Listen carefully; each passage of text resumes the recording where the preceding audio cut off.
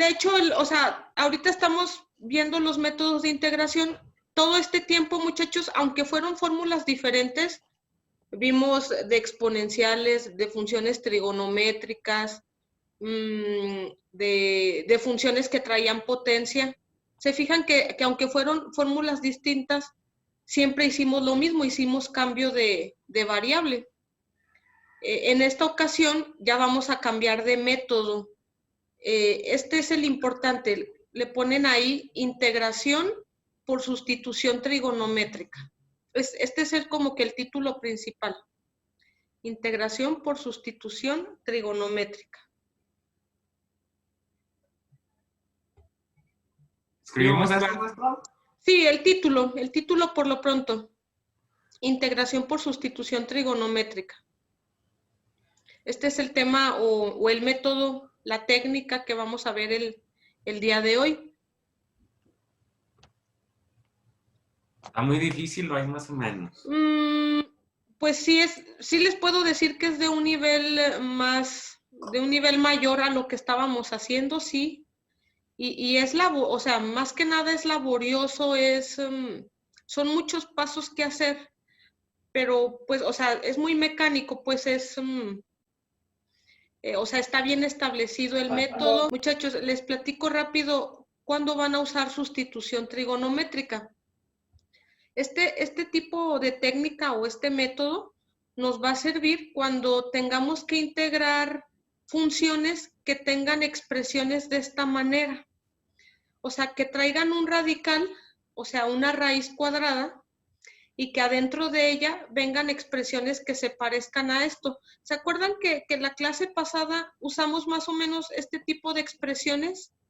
¿Se acuerdan cómo elegíamos a la u cuadrada y a la a cuadrada? ¿Alguien recuerda? Lo hicimos apenas la semana anterior, el miércoles pasado. ¿Se acuerdan? ¿Cómo sabíamos a quién le tocaba hacer u cuadrada y a quién le tocaba hacer a cuadrada? ¿Alguien recuerda? Pues el A era la parte numérica, ¿no? Y la U cuadrada era la que llevaba la X. Así es. Sí, sí están conscientes todos de eso. Siempre Sí. Eso era lo que hacíamos. Nombrábamos u cuadrada donde hubiera X. Donde hubiera X, ahí era u cuadrada. Y pues a cuadrada, como lo mencionó Ángel, era lo que viniera pura constante, puro número, ¿sale? Va a ser igual en esta ocasión. En esta ocasión lo vamos a ubicar de la misma manera. También menciona, muchachos, que este método se basa en el uso de triángulos rectángulos. Ahorita lo van a ver. Les voy a proporcionar una tabla. Esa tabla es la que nos va a ayudar a ir resolviendo cada una de las integrales. Y en esa tabla aparecen los triángulos rectángulos. ¿Se acuerdan que ahorita que es un triángulo rectángulo? ¿Alguien lo tiene presente? ¿Recuerdan que es un triángulo? No recuerdo. ¿Nadie? Tiene un ángulo recto y dos agudos, ¿no? Eso es, un triángulo rectángulo es más o menos de este tipo, muchachos. Como lo mencionó Carla, debe tener un ángulo recto, o sea, un ángulo de 90 grados. Este es un triángulo rectángulo. Aquí hay 90 grados y como lo menciona Carla, la otra pareja de ángulos, como miden menos de 90, pues son agudos. Pero eso es lo importante, que tenga un ángulo de 90 grados. Entonces, vamos a estar trabajando con esta clase de triángulos. En alguna parte vamos a usar situaciones del teorema de Pitágoras y vamos a usar también identidades trigonométricas. Entonces, muchachos, esta es la tabla más importante. De aquí vamos a trabajar todo lo que venga. Entonces, dice que las integrales que involucren expresiones como las que les mencioné hace un ratito, se van a resolver utilizando estas transformaciones.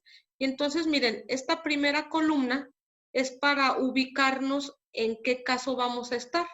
Nos vamos a fijar en nuestra integral, a ver en qué posición nos ponen al u cuadrada o a la cuadrada, y si se está sumando o se está restando, y ya dependiendo de la forma que tenga la integral, vamos a identificar el caso. Y cuando tengamos ya el caso identificado, vamos a usar toda la parte de su tabla. Vamos a usar estos cambios de variable y vamos a usar estos triángulos rectángulos según el caso. No es que se vayan a utilizar todos al mismo tiempo. Primero vamos a ver la integral, vamos a identificar el caso y ya con el caso identificado voy a utilizar el resto de la tabla. ¿Sí? ¿Sí estamos claros en eso? Sí. Sí. ¿Puedo cambiar de diapositiva? Sí, maestra. ok. Sí. Miren, en la cuarta, también esta parte la vamos a requerir precisamente para lo del triángulo rectángulo. Además de la tabla de transformaciones anterior, vamos a utilizar estas identidades trigonométricas que se utilizan precisamente en los triángulos rectángulos. Entonces, aquí está cómo se calcula cada uno. Acuérdense que esta simbología representa seno, seno del ángulo, coseno del ángulo, tangente. Esta abreviatura, muchachos, es la cosecante, cosecante del ángulo, secante del ángulo y cotangente. Y aquí dice cómo lo vamos a obtener. Se va a dividir el cateto opuesto entre la hipotenusa o el cateto adyacente. A ver, ahí ayúdenme a recordar un poco. Ya ahorita Carla nos ayudó diciéndonos que el triángulo rectángulo es el que tiene un ángulo recto, un ángulo de 90 grados.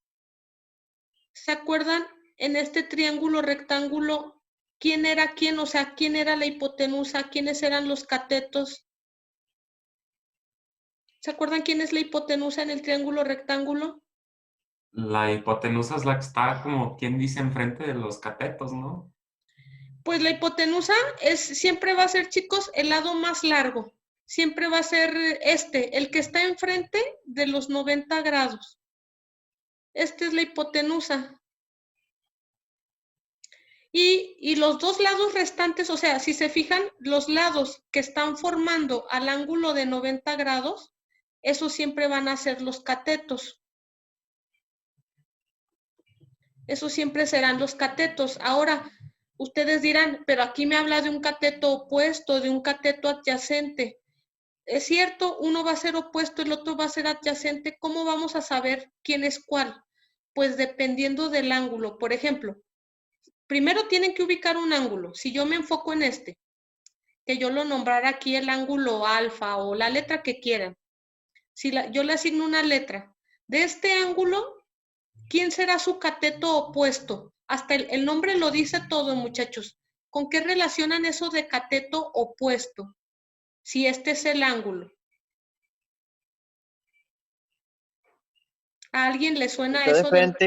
El que queda enfrente. Entonces, si este es el ángulo, muchachos, ¿quién es el que le queda de frente? Pues justo este cateto. Este sería el cateto opuesto de este ángulo alfa. Y por lo tanto, a este sobrante, a este que queda a un lado del ángulo, pues ya por descalificación ya le toca hacer el cateto adyacente. Pero les digo que todo depende del ángulo, porque por ejemplo, si yo me cambio de lugar, déjenme, nada más voy a cambiar el color. Si me cambio para acá, le voy a poner esta letra, le voy a poner beta. De este ángulo beta, ahora su cateto adyacente, perdón, su cateto opuesto primero. Su cateto opuesto es el que le queda de frente, entonces este sería, este que está acá. Este va a ser su cateto opuesto. Y este que es el que sobra o el que queda de lado al ángulo, este sería su cateto adyacente. El que sí nunca va a estar variando, el que nunca nos va a cambiar, muchachos, es la hipotenusa. La hipotenusa, independientemente del ángulo en el que nos acomodemos, siempre será la del lado más largo, la que queda enfrente de 90 grados. Sí, sí estamos claros. Con esto sí me doy a entender cómo identificar quién es quién en el triángulo rectángulo. ¿Sí? ¿No, nadie tiene dudas? Ahí se entiende ahí. Sí, entonces Más Nada más estemos claros en eso. La hipotenusa siempre será el lado más largo. El cateto opuesto va a ser el que le quede enfrente al ángulo, siempre. Y el adyacente, pues el sobrante, el que queda, si se fijan, siempre está ahí a un lado del ángulo con el que estemos trabajando el cateto adyacente. ¿Sí? Miren, justo ya lo hice en la diapositiva anterior, pero justo aquí les puse un ejemplo de un triángulo rectángulo. Aquí está señalado un ángulo alfa y están identificadas las partes en este triángulo. Como ya habíamos dicho, la hipotenusa, el cateto opuesto es el que queda enfrente del ángulo, y pues el adyacente no le queda hacer más que a este que quedó a un lado del ángulo. ¿Sale? Identidades ya las tenían de un tema anterior. Esta es la misma tabla que les puse antes, pero la volví a poner aquí a la mano para estar copiando la fórmula de aquí. De aquí voy a estar copiando parte de la tabla y la quise poner ahí a la mano para ahorita que resolvamos ejercicios. Pero esta tabla es la que ya tenían. Y estas fórmulas también ya las tienen. Les insisto, las puse todas en la misma diapositiva porque se ocupan, se van a necesitar para este tema también. Estas son cuando vimos el tema de integrales de funciones trigonométricas. Esta tampoco la pasen al apunte, no es necesario. Si acaso en los apuntes pónganle que se ocuparon las fórmulas de integración de funciones trigonométricas y la tabla de identidades.